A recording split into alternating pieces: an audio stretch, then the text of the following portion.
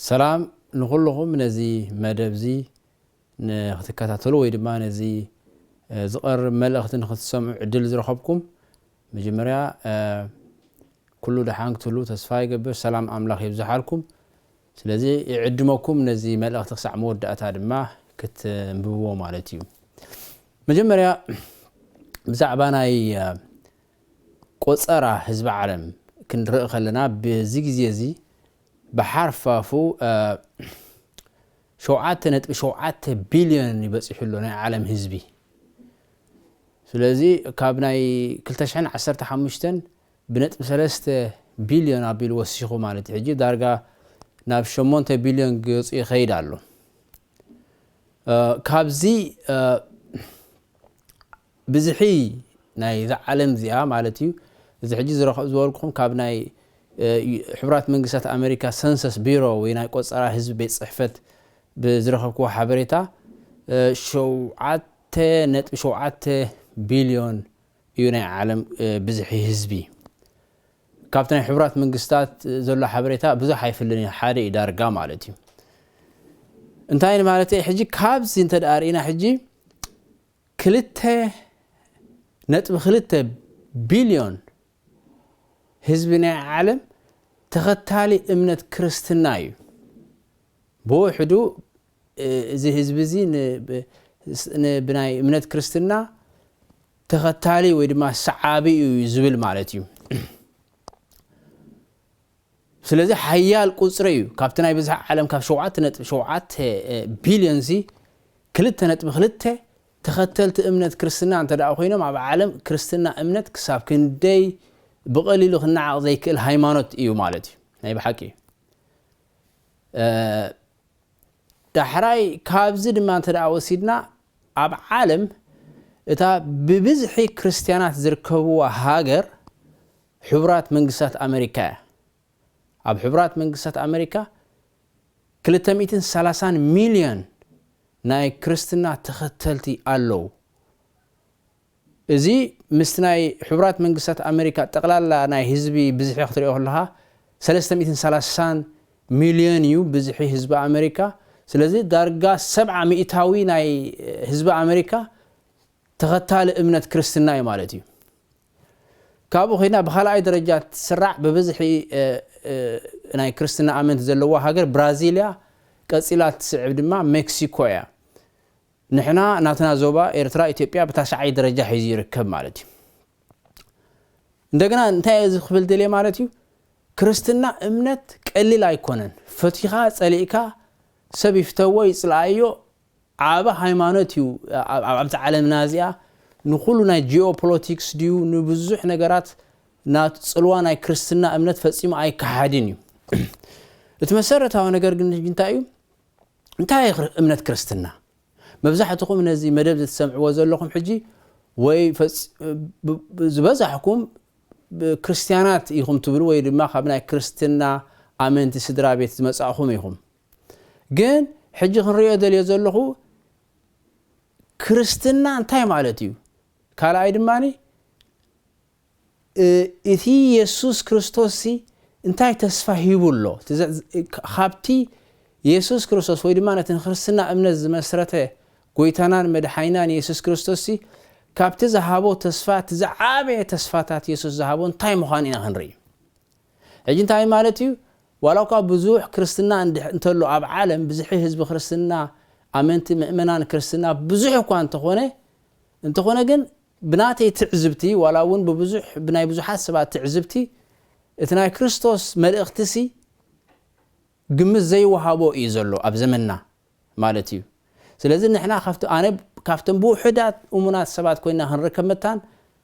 كابتي جماري امنت كريستنا قويتانان مدحينان يسوع كريستوس زهابو اتزعابي تسفى انتاي مخانو خنرينا مجمريا جن بصلوت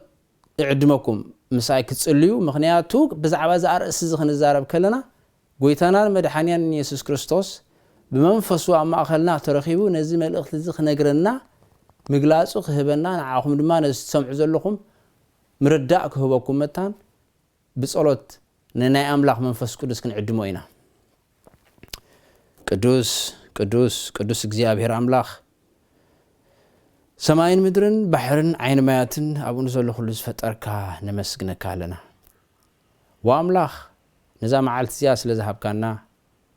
ህይወት ስለ ዝሃብካና ተመስገን ሕጂ ድማ ብዛዕባቲ ኣብ ህይወትና ኣባና ኣብ ደቂ ሰባት ዘሎካ ዓብ ተስፋ እንታይ ከም ዝኾነ ካብ መጽሓፍ ቅዱስ ካብ ቃልካ ክንርኢ ከለና ምስትውዓል ክትበና ምርዳእ ክትበና ንዓኻ ብትግሃት ብዕቱብነት ክንደልየካ ፍቓድካ ክንፈልጥ ምድሓንካ ክንቅበል ትንስኻን ደቂ ሰባት ዝገበርካዮ ዓብ ነገር እንታይ ከም ዝኾነ ክንርዳእ ክነስተውዕል ንስኻ ምግላጽ ሃበና ባርኸና ብስም ጎይታና ኢየሱስ ንጽሊ አሜን ስለዚ ከምታ ቀዲመ ዝበልኩኹም መጀመርያ ብናይ ቆፀራ ህዝቢ ጀሚረ ማለት ታይ ማለት እቲ ነገር እንዳጽበብኩ ናብ ሓንቲ ነጥቢ ክመጽእ ደልየ እንታይ እዩ እዚ ክንድዚ ዝኣክል ህዝቢ ዓለም 2.2 ቢልዮን ንስዕቦ ኢና ዝብልዎ ሃይማኖት ሲ ክሳብ ክንደይ ግምት ይወሃቦ ናይ ብሓቂ ወይ ድማ እትነት እምነት ዝጀመረ ሲ ጎይታናን መድሓኒናን ኢየሱስ ክርስቶስ ሲ እቲ ዝሃቦ ተስፋስ እንታይ እዩ እቲ ዝዓበየ ተስፋ እንታይ እዩ ኢና ክንርኢ ሓንቲ ካብቲ ዝሃቦ ተስፋት ዝዓበየ ካብ ኩሉ እቲ ጎይታናን መድሓኒናን ኢየሱስ ክርስቶስ ገዲፉልና ዝኸደ ተስፋ እንታይ እያ ካልኣይ ግዜ ከም ዝመጽእ እዩ ካልኣይ ግዜ ከም ዝመጽእ እሱ ድማኒ ኣብ ወንጌል ዮሐንስ ምዕራፍ 14 ካብ 1 ክሳብ 3 ከንብበልኩም እየ ወንጌል ዮሐንስ ምዕራፍ 14 ካብ 1 ክሳብ 3 ልብኹም ኣይሸበር በኣምላኽ እመኑ በኣይውን እመኑ ኣብ ቤት ኣቦይ ብዙሕ ማሕደር ኣሎ እቲ እንተዘይህሉስ ምበልኩኹም ነይረ ስፍራ ከዳልወልኩም ኸይድ ኣለኹ ከይደ ስፍራ ምሳዳልኹልኩም ኣብታ ኣነ ዘለኽዎ ንስኻትኩም እውን ኣብኡ ምእንቲ ክትኮኑስ ተመሊሰ ክመጽእ እሞ ናባይ ክወስደኩም እየ ስለዚ ዕድመኩም እንደገና ነተን 4 ወንጌላት ናይ ሓድሽ ክዳን ከተንብብዎን ብዛዕባ ምጽኣት ጎይታናን መድሓኒናን ኢየሱስ ክርስቶስ ብዙሕ ተዘሪብሎ እዚኣ ግን ካብተን ንጹራት ጎይታናን መድሓኒናን ኢየሱስ ክርስቶስ ተዛረባ ካልኣይ ግዜ ከም ዝመጽእ ኢየሱስ ካልኣይ ግዜ ክመጽእ እዩ ጎይታናን መድሓኒናን ካልኣይ ግዜ ምስ መጽእ ድማ እዛ ዓለም እዚ ኣብቂዓ ማለት እዩ እዛ ዓለም እዚ ኣብቂዓ ልክዕ ኣብ ትንቢት ዳንኤል ተጻሒፉ ከም ዘሎ እቶም መንግስታት ዓለም ካብ ባቢሎን ጀሚሩ ካብ ሜዶንን ፋርስን ግሪክ ሮም ዘን ሕጂ ዘለዋ ናይ ኣውሮጳ ሃገራት ክሳዕ ሽዑ ተኸታታሊ መንግስትታት ከም ዝመጽእ ነቢይ ዳንኤል ተዛሪቡ ብድሕሪዚ ግን ኣምላኽ ሰማይ ንኻልኦት ሰባት ዘይትወሃብ መንግስቲ ከም ዝተስእ እታ መንግስቲ ድማ ብምንታይ ትመስል ኣላ ከም ሓደ ከውሒ ካብ ጎቦ ተወርዊሩ ነቲ ምስልን ስእልን ዳዕሙ ይኽዎ ማለት እዩ እንታይ ማለት እዩ እዛ መንግስቲ እዚኣ ናይ ጎይታናን መድሓኒናን ኢየሱስ ክርስቶስ እያ ተመላኽት ማለት እዩ ብናይ ኣምላኽ መንገዲ ክረአ ከሎ ልክዕ ድሕርዘን ተኸታተልቲ መንግስትታት ካልእ መንግስቲ ከም ትመጽእ እታ መንግስቲ እያ ግን ግዛእታ ዘይውሰድ ወይ ድማ ናይ ጎይታናን መድሓኒናን ኢየሱስ ክርስቶስ መንግስቲ ምዃና ይዛረብ እቲ ሕጂ ክንሪኦ ደሊና ዘለና ሕጂ እዛ መንግስቲ እዚኣ ክትመጽእ ከም ዝቐረበት ሲ ምልክታቱ እንታይ እዩ ዝብልና ክንርኢ እዛ መንግስቲ እዚኣ ክትመጽእ ምስ ቀረበት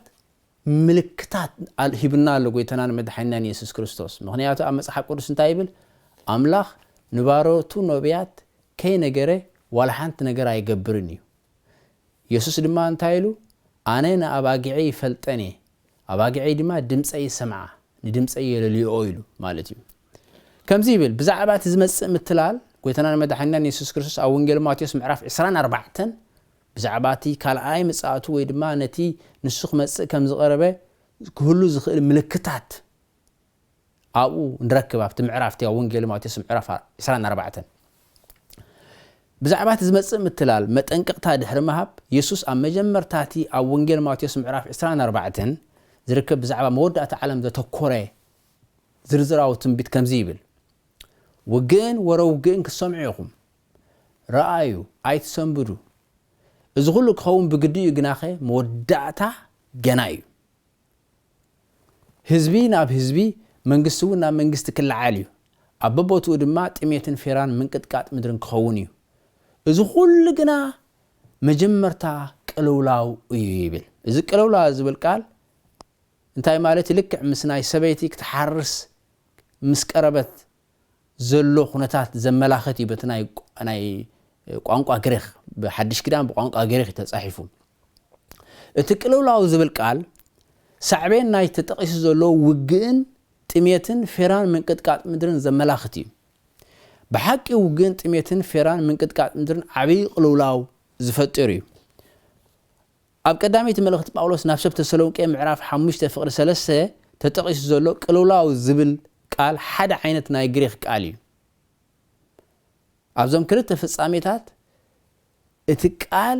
ናይ ሓደ ንጹር ኩነት ናብ ሓደ ንጹር ኩነት ዘመላኽት እዩ ንኣብነት ኣብ ቀዳማይ መልእኽቲ ጳውሎስ ናብ ሰብተ ተሰሎንቄ ምዕራፍ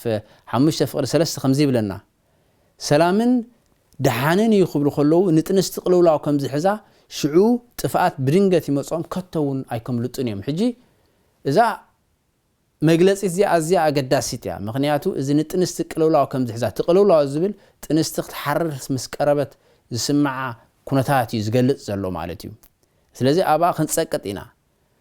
ጎይታና ኢየሱስ ክርስቶስ ድማ እቲ ኣቀዲና ጥቅስናዮ ህዝቢ ናብ ህዝቢ መንግስቱ ናብ መንግስቲ ክልዓልዩ ኣበቦቱ ድማ ጥሜትን ፌራን ምንቅጥቃጥ ምድርን ይክኸውን ክብል ከሎ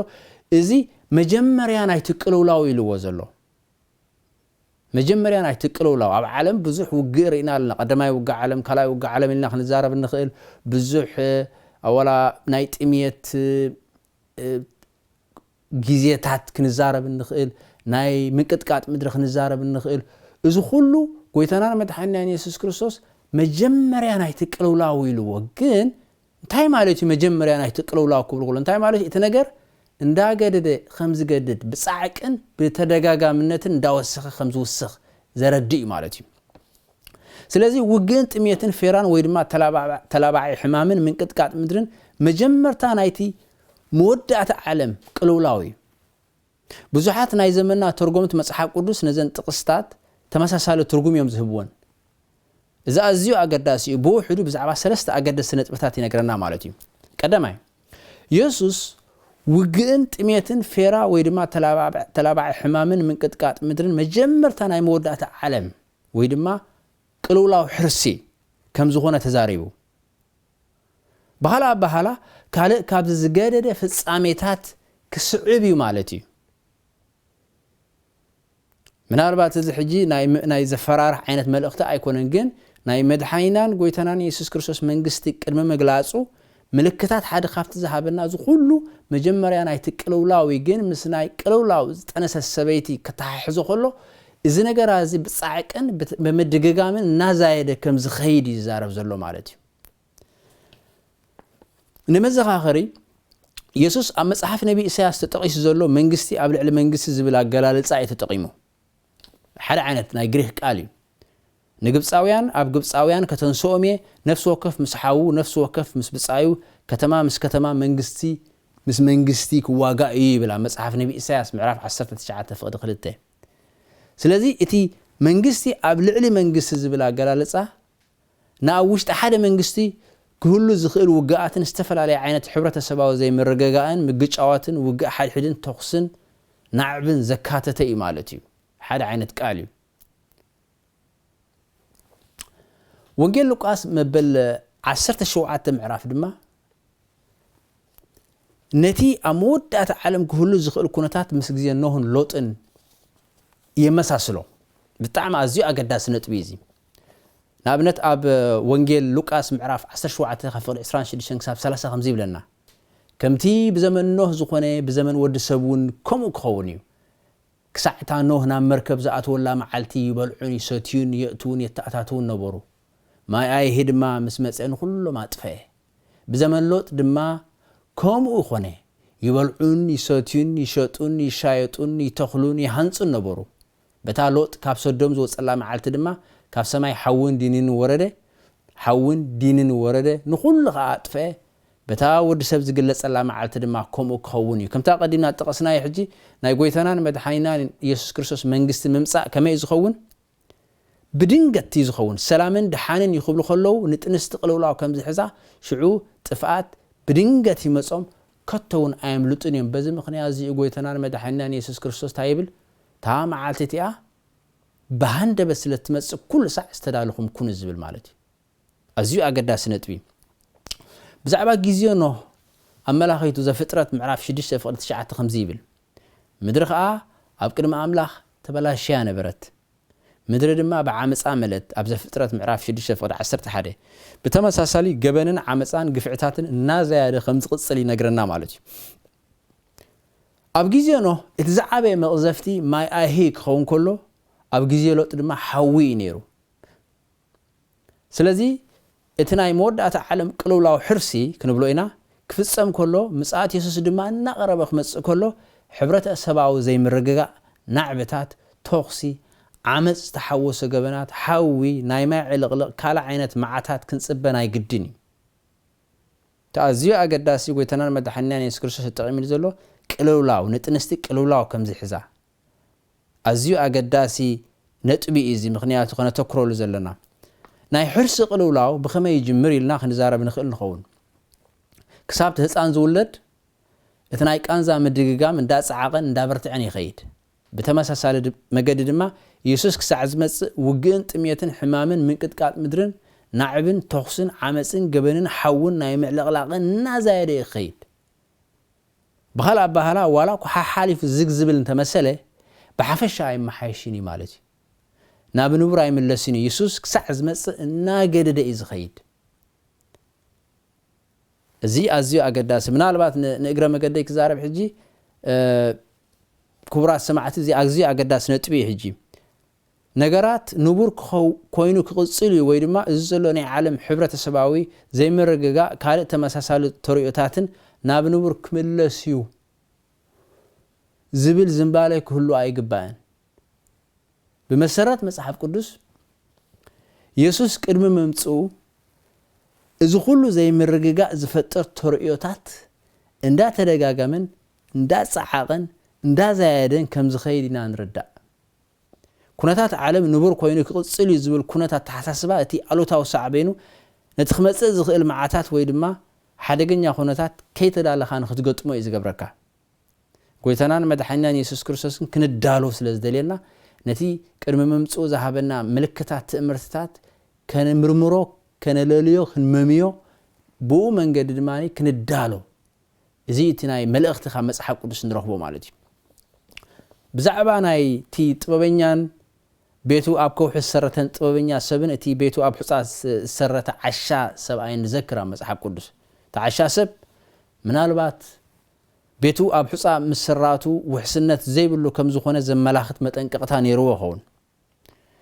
ነዚ ኣብ ኩውንነት ዝተመስረተ ኣቓልቦ ዝሓትት ስክፍታታት ጎሲዎ ክሓልፍ ግን ወሲኑ ማለት እዩ እቲ መወዳእታ ናይቲ ዛንታ ስለንፈልጦ ግን እዚ ኩሉ ኣገዳሲ ኣይኮነን ከመይ ዝበለ ዓሻ ሰቢልና ጥራሕና ክንሓልፎ ንኽእል ኣብ ታሪኽ እቲ ታሪኽ ብኸመይ ከም ዝተዛዘመ ምስረኤና ጥበብን ዕሽነትን እንታይ ከም ዝመስል ግልጽ እዩ ታሪኽ ብኸመይ ከም ዝዛዘም ከይፈለጥናዮ ግን እቲ ፍልልዩ ንጹር ክኸውን ኣይክእልን እዩ ግን ኣቐዲሙ ጎይታና ኢየሱስ ክርስቶስ ነጊርና ኣሎ ምስ መጽ እንታይ ክኸውን ከም ዝኽእል ቶም ዘይተዳለው ብኸመይ ኣብ ከመይ ዝኣመሰለ ኩነታት ነፍሶም ክረኽብዋ ከም ዝኽእሉ ቶም ዝተዳለው ድማኒ እታ መዓልቲ እቲኣ ከመይ ከም ዝኾነት ንዖም ኣቐዲሙ ነጊርና ኣሎ ስለዚ እቲ ዛንታ መወዳእታ ናይቲ ዛንታ ወይ ድማ መወዳእታ ናይቲ ታሪኽ ነጊርና ኣሎ ጎይታናን መድሓኒናን ኢየሱስ ክርስቶስ እንታይ ማለት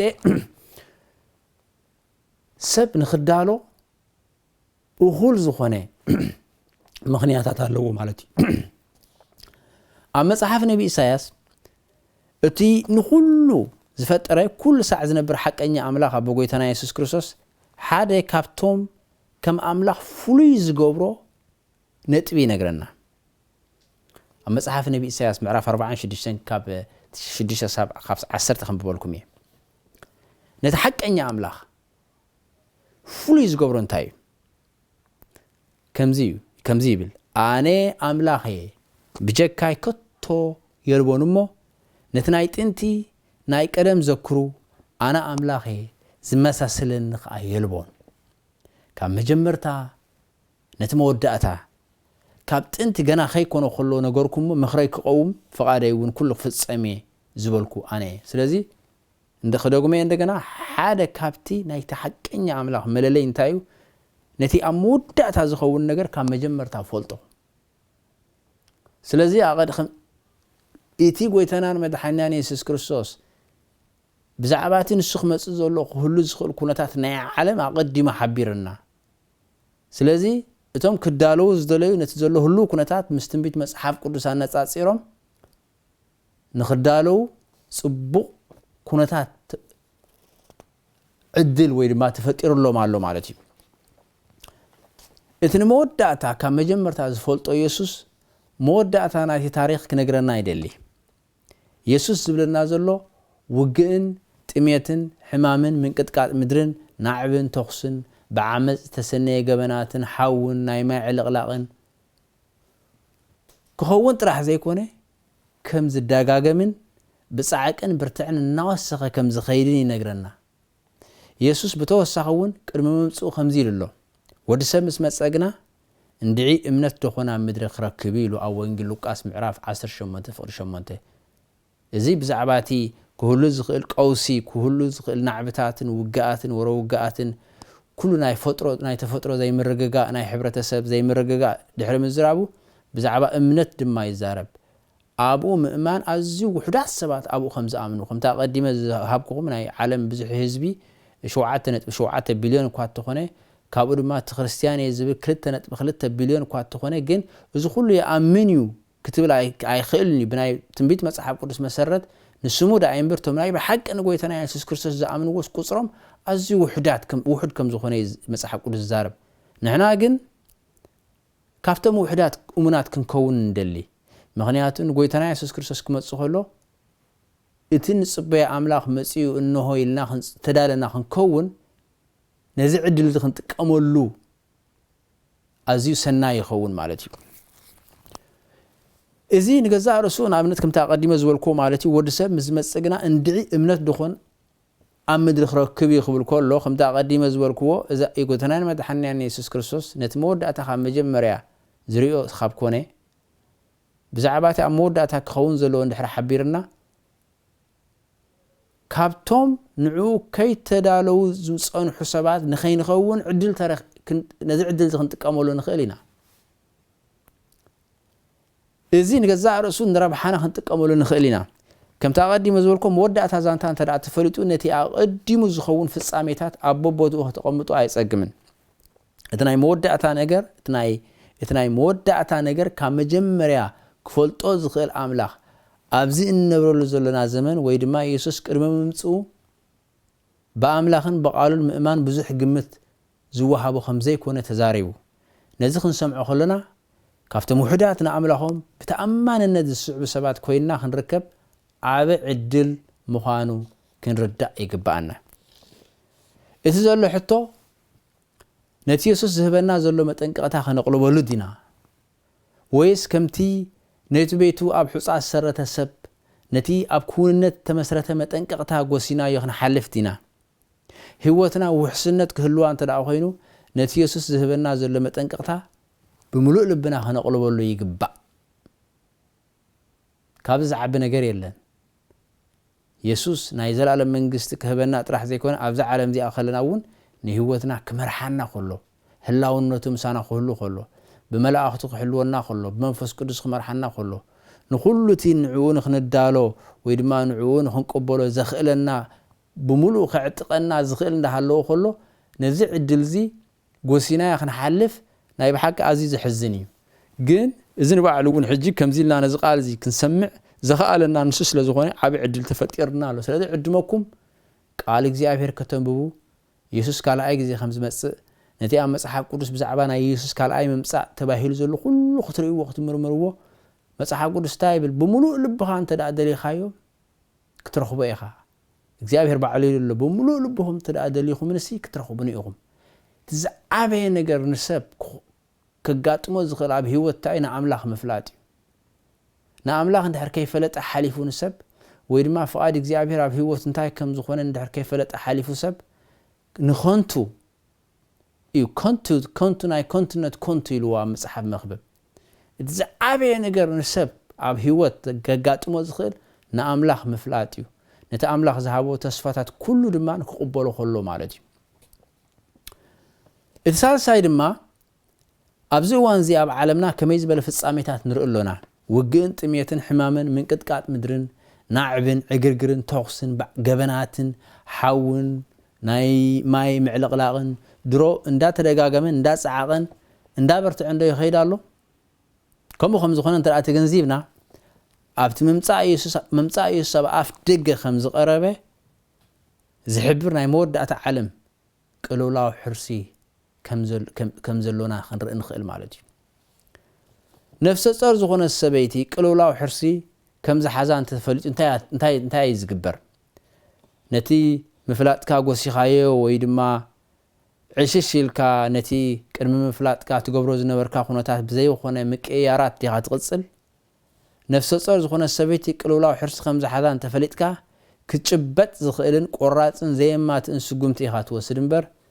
ዕቱብ ኣቓልቦ ዝሓትት ኩነት ከም ዘይተፈጥሮ ኮይንካ መንባር ኣይትቕፅልን ኢኻ ሓደ ክንዝክሮ ዘለና ኣገዳሲ መተሓሳሰቢ ግን ኣሎ ክቡራት ሰማዕቲ ዕብድብድ ክንብልን ወይ ድማ ብሻቕሎት ናብትን ፀፋዕፋዕ ክንብል ኣሎና ማለት ኣይኮነን ኢየሱስ ንመምጻእ ኢየሱስ ክንዳሎ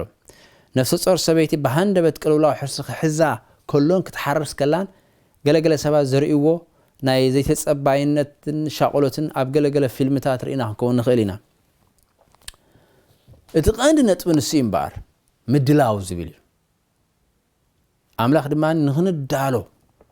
ዘኽእለና ኩሉ ረቑሒታት ኩሉ ዕጥቅታት ሂብና ኣሎ ማለት እዩ ሰባት ነቲ ክኸውን ዘለዎ ፍጻሜታት እንተደኣ ዘይተዳልዮም ዘደንፁ ወይ ድማ ዘስሑቑ ነገራት ክገብሩ ይረኣዮም እዚ ትኽክል እዩ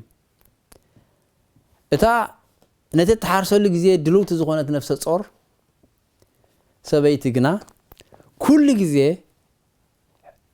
ንሕርሳ ዘድልያ ነገራት ጠርኒፋ እያ ትጽበ ቅልውላዊ ሕርሲ ክሕዛ ከም ዝጀመረ ምስ ተረድአት እቲ ጠርኒፋቶ ፀንሐት ነገራት ብኡንብኡ ኣልዒላ ናብቲ ተሓርሰሉ ቦታ እያ ትኸይድ እቲ ትጽበዮ ዝነበረ ኩነት ምስ መጻ ብልህን ኣስተውዓሊትን ኮይና እያ ትገጥሞ እምበር ፀለል መለል ኣይትብልን እያ እዚ ተመክሮ ፋሲካ ናይ ደቂ እስራኤል እውን የዘኻኽረና ተመሳሳሊ ማለት ክሳብ ክንደይ ተዳልዮም ከም ዝነበሩ እዚ ኣብ ኦሪት ዘጸአት ምዕራፍ 12 ፍቅዲ 11 ከምዚ ይብል ከምዚ ጌርኩም ድማ ክትበልዕዎ ኢኹም ሓቃቁኩም ተዓጢቕኩም ኣሳእንኩም ኣብ ኣጋርኩም ኣባትርኩም ከዓ ኣብ ኣዳውኩም ሒዝኩም ቀልጢፍኩም ብልዕዎ ንሱ ፋሲካ እግዚአብሔር ናይ ድልውነት ደቂ እስራኤል ካብ ግብጽ ክወፁ ከለዉ ማለት እዩ ኣብዚ ደቂ እስራኤል ነቲ ንጉዕዞኦም ዘድልዮም ነገራት ጠርኒፎም ንኽበገሱ ድልዋት እዮም ነይሮም ናብታ ናይ ተስፋ ሃገር ንኽኸዱ ተበገሱ ንዝብል ትእዛዝ ጥራሕዮም ዝጽበዩ ነይሮም ኢየሱስ ኣብ መጀመርታ ናይቲ ብዛዕባ ውግእን ጥሜትን ሕማምን ምንቅጥቃጥ ምድርን ክዛረብ ከሎ ረኣዩ ግን ኣይትሰንብዱ ኢሉ ረኣዩ ግን ኣይትሰንብዱ ዛ ቀዲመ ጠቐስክዎ ብዙሕ ምልክታት ናይ ጎይታናን መድሓኒያን ኢየሱስ ክርስቶስ መምጻእ ኣብ ቀረባ ከም ዝኾነ ዝገልጽ ንኽንስንብድ ኣይኮነን ንኽንፈርህ ወይ ድማ ንኽንርዕድ ወይ ሸቐልቀል ክንብል ወይ ፀለል መለል ክንብል ትቐንዲ ዕላማ ንሱ ይኮነን በቲ ክመጽእ ዘለዎ መዓታት ክንግራህን ክንርበሽን ኣየድልየናን እዩ እቲ ዛንታ ወይ ታሪክ ብኸመይ ከም ዝዛዘም ነጊርና ኣሎ ስለዚ ከምታ ንሕርሳ ዝተዳለወት ነፍሰ ጾር ሰበይቲ ክንከውን ንኽእል ኢና ማለት እዩ ኣብ መወዳእታ ናይቲ ምዕራፍ ኣቢሉ ኢየሱስ ከምዚ ይብል ስለዚ ወዲ ሰብ ብዘይ ሓሰብኩምዋ ግዜ ክመጽእ እሞ ንስኻትኩም ድማ እተዳለኹም ኩኑ ኣብ ወንጌል ማቴዎስ ምዕራፍ 24 ፍቅዲ 44 ቅልውላዊ ሕርሲ እንዳተደጋገመን ብጻዕቅን ብብርትዕን እንዳዛየድን ስለ ዝኸይድ ንምድላው ካብ ሕጂ ንላዕሊ ዝበልጽ የልዎን ስለዚ ንኻልኣይ መምጻእ ኢየሱስ እንተደኣ ዘይተዳሊና እቲ እንዳለወሉ ግዜ ሕጂ ይኸውን ነዛ መልእኽቲ እዚኣ ክንሰምዓ ከለና ሕጂ ጽባሕ ናትና ኣይኮነትን እቲ ምድላው መንፈሳውን ኣካላውን ይኸውን ዘለዎ ሓንሳብ ምስ ተዳለና ድማኒ ተዳሊና ክንነብር ዘለና ማለት እዩ ስለዚ ክቡራት ሰማዕት እንታይ ኣኽብለኩም እቲ ዝዓበየ ተስፋ ኢየሱስ ንደቂ ሰባት ዝሃቦም ቅድሚ 2000 ዓመት ኣብዛ ምድሪ እዚኣ ተመላሊሱ እዚ ታሪኻዊ ሓቂ እዚ ኢየሱስ ቅድሚ 2000 ዓመት ኣብ ቤትልሄምና ይሁዳ ተወሊዱ ተመላሊሱ ምሂሩ ስለ ነፍሱ ወከፍ ሰብ ድማኒ ሞይቱ ካብ ሞታን ተንሲኡ ናብ ሰማይ ዓሪጉ ናብ ሰማይ ክዓርግ ከሎ ግን መላእክት እንታይ ኢሎም ክልተ መላእክቲ እዚ ናብ ሰማይ ክዓርግ ከሎ ዝረአኹምዎ ኢየሱስ ካልኣይ ግዜ ድማ ክመጽእ እዩ ክመጽእ ጥራሕ ዘይኮነ ድማ ኢየሱስ ባዕሉን ብኩሎም ነቢያት ገይሩ ቅድሚ መምጽኡ ከም ዝቀረበ ምልክታት ሂቡ ነዚ ኣብ ዓለም ዘሎ ተርእዮታት ፍጻሜታት ምስ ትንቢት መጽሓፍ ቅዱስ እንዳነጻጸርና መምጽእ ኢየሱስ ክሳብ ክንደይ ከም ዝቀረበ ክንፈልጥ ነዚ ኣምላኽ ይደልየና ማለት እዩ ከምዚ እንድሕር ዘይንገብር ኮይና ግን እታ ኢየሱስ መጻላ መዓልቲ በሃንደበት ብድንገት ክትከውን ያ ከይተዳለና ከለና ክትረክበና ከምቲ ብዛዕባ ጥንስስ ሰበይቲ ተዛረብናዮ ማለት እዩ ጥንስስ ሰበይቲ ኩሉ ንክትሓርስ ዘልያ ነገራት ኣዳልያ ተጠርኒፋ ተጽንሖ ሽዑ ተሓርሰሉ ግዜ ምስ በጽሐ ነቲ ኩሉ ኣዳልያቶ ዝነበረት ንሕርሳ ዘልያ ጠርኒፋ ናብቲ ተሓርሰሉ ቦታ እያ ትኸይድ ስለዚ እቲ ቅልውላው ንዓ ዘረብሽ ነገር ኣይኮነን ምክንያቱ ተዳልያትሉ ስለ ዝነበረት ናይ ኢየሱስ ክመጽእ ከሎ ዘሎ ተርእዮታት ናይ ዓለም ፍጻሜታት ድማኒ ብክልተ ነገር ክረአ ክእል እንተ ደኣ ንናይ ኢየሱስ ካልኣይ ምምጻእ ዘዳሉ ነቲ ዓቢ ፍጻሜ ናይ ታሪኽ ናብኡ ዘዳሉ ከም ዝኾነ ድሕሪ ዘይተረዲኡ ሓደ ሰብ ክርበሽን ክጭነቅን እኹል ምክንያት ኣለዎ ማለት እዩ ስለዚ ዕድመኩም እንደገና ንመጽሓፍ ቅዱስ ከተንብብዎ ነዚ መልእኽቲ ዝሰምዕዎ ዘለኹም ዝተፈላለዩ ዓይነት ርድኢት ዘለኩም ክትኮኑ ትኽእሉ ገሊኹም ናይ ብሓቂ መጽሓፍ ቅዱስ ፈልጥዎ ተንብብዎ ክትኮኑ ትኽእሉ ገሊኹም ብዙሕ ሌላ ዘይብልኩም ገሊኹም ድማ ባቃ ካብ ናይ ክርስትና ቤተሰብ ተወሊድኩም እምበር ናይ ብሓቂ ብዛዕባ ኢየሱስ እንታይ ከም ዝበለ ኣይትፈልጡን ኢኹም እንታይ ሃይማኖትካ እንተተባሃልኩም ድማ ኣነ ክርስቲያኔ ትብሉ ግን ዕምቆት ዘይብሉ ርድኢት ወይ ድማ ኢየሱስ ዘይትፈልጥዎ ኣብ ቃሉ እንታይ ተባሂሉ ከም ዘሎ በህይወትኩም ድማ ብናይ እግዚአብሔር ቃል ዘይምራሕ ክኸውን ይኽእል ስለዚ ኣቀዲመ ከም ትጠቀስክዎ ማለት እዩ 2.2 ቢልዮን ክርስቲያናት ኢና ዝብሉ ብዓለም ኣለው እዞም ኩሎም ግን ናይ ብሓቂ ንክርስቶስ ይኣምንዎ ማለት ኣይኮነን ከምታ መጽሓፍ ቅዱስ ዘሎ ኢየሱስ ተዛረቦ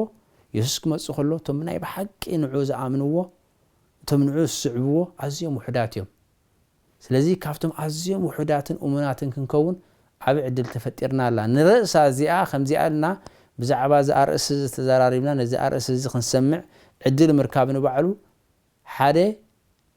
ኣምላኽ ዝህበና ዘሎ ዕድል ማለት እዩ ዕድመኩም እዛ ግዜ እዚኣ ተጠቂምኩም ነፍስ ወከፍኩም ነዛ መልእኽቲ ኣሰማዕኹምላ ንናይ ካልኣይ ምጽኣት ኢየሱስ ክርስቶስ ክትዳለው በዚ ኣብ ዓለም ዘጋጥም ዘሎ ነገራት ከይተረበሽኩም እንታይ ዳ ነቲ እንታይ ከም ዝኾነ ትርጉሙ እንታይ ከም ዝኾነ